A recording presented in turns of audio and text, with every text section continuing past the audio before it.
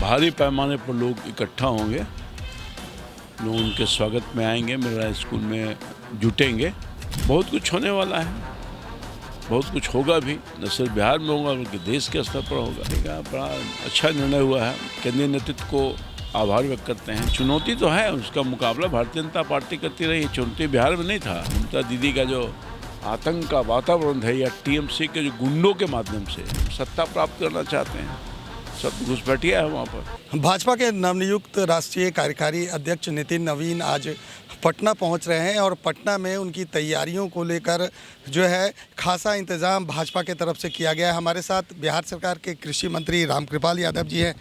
आज राष्ट्रीय कार्यकारी अध्यक्ष आ रहे हैं, कैसी तैयारी की जा रही है? बहुत उत्साह है लोगों में और भारी पैमाने पर लोग इकट्ठा होंगे, लोग उनके स्वागत में आएंगे, मेरा स्कूल में जुटेंगे। और चूँकि ये पहला अवसर है जब किसी बिहार का एक नौजवान साधारण परिवार का लड़का, साधारण कार्यकर्ता होकर के आज देश का जो भारतीय जनता पार्टी का सर्वश्रेष्ठ पद है उसको सुशोभित किया राष्ट्रीय अध्यक्ष के रूप में, कार्यकारी के रूप में। तो हम सब लोगों के लिए गौरव का दिन है और आज पटना में पूरा जुट रहे हैं सारे कार्यकर्ता, क्योंकि वो पटना से खुद ही रहे हैं और बहुत उनकी लोकप्रियता रही है। लंबे काल से वो विधायक रहे हैं, संगठन करता रहे हैं, सब गुण हैं उनमें। तो पार्टी ने एक अच्छा निर्णय लिया है। संगठन को लेकर भी संध्या में एक बड़ी मीटिंग होने वाली है पार्टी कार्यालय में। हाँ, हम लोग भी जाएंगे, जितने मिले हैं एमपी हैं, अन्य दूसरे जो एमएलसी हैं, अन्य दूसरे पदाधिकारी हैं, उनकी भी एक बैठक राष्ट्रीय अध्यक्ष जी लेने वाले हैं भारतीय जनता पार्टी के मुख्यालय में। तो हम सब लोग रहेंगे उसमें, उनका मार्गदर्शन होगा, हम लोग उसको फॉलो करेंगे। 2 दिवसीय यात्रा पर हैं, क्या कुछ बड़ा निर्देश बिहार, क्योंकि युवा है और एक बिहारी होने के नाते बिहार से खासा लगाव भी रहा है, तो क्या कुछ होने वाला है? बहुत कुछ होने वाला है, बहुत कुछ होगा भी, न सिर्फ बिहार में होगा बल्कि देश के स्तर पर होगा।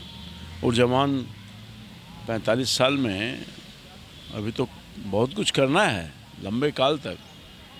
पार्टी का बड़ा अच्छा निर्णय हुआ है। केंद्रीय नेतृत्व को आभार व्यक्त करते हैं जिन्होंने हमारे प्रदेश के, हमारी धरती का एक कार्यकर्ता को इतने बड़े पद की जिम्मेवारी दिया है।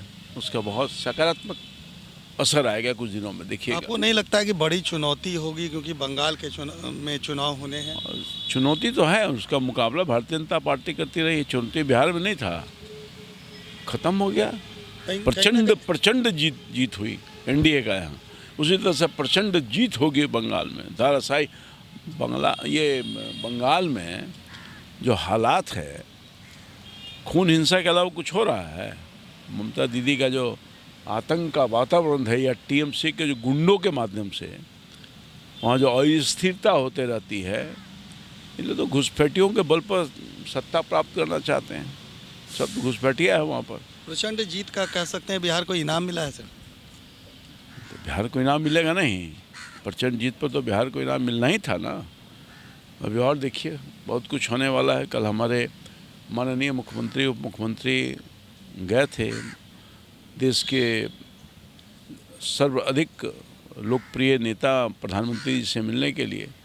तो वहाँ न सिर्फ शिष्टाचार भेंट था बल्कि विकास के हितों की चर्चा हुई और बिहार में धनराशि और आए और बिहार विकसित बिहार बने, उसके लिए प्रधानमंत्री जी ने संकल्प भी लिया है और कोशिश भी कर रहे हैं। 2047 तक विकसित भारत को बनाना है, तो बिहार बनेगा तभी ना भारत बनेगा। तो सारा कुछ काम होने वाला है जो अब तक नहीं हो पाया था। केंद्र सरकार सहयोग करेगी और राज्य सरकार के नेतृत्व में, नीतीश कुमार जी और प्रधानमंत्री जी के दोनों के नेतृत्व में विकसित बिहार बनेगा, इसमें कहीं दो मत नहीं।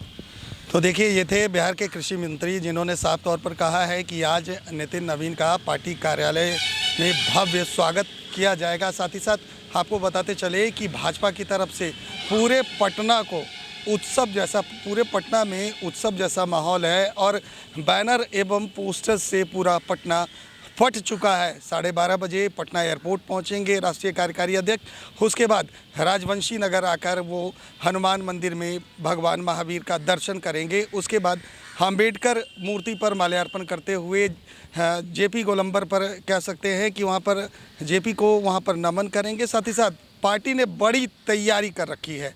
कैमरा पर्सन गोलू के साथ सुधेंदु रमन, NBC 24।